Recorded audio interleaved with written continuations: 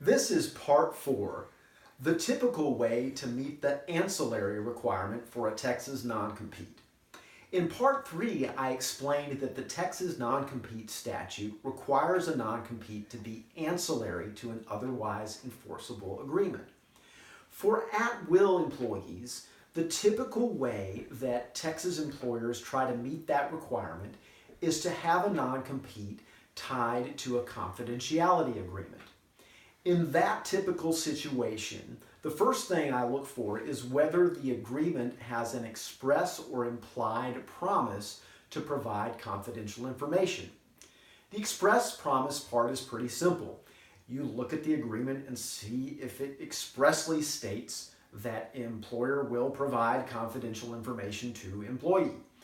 The implied promise part is a little more complicated.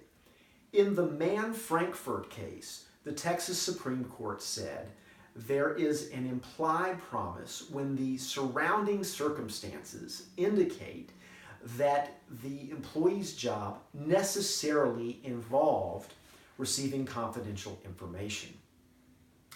In many cases, there will be conflicting evidence on that issue. The next thing I look at is whether the employer actually provided the promised confidential information. Now, the employer is almost always going to provide the employee some information, so it comes down to a question of whether that information was actually confidential. And again, there will often be conflicting evidence on that issue.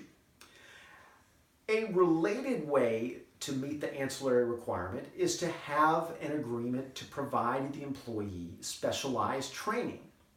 Again, as with a confidentiality agreement, the question there is going to be, did the employer actually provide the promised specialized training?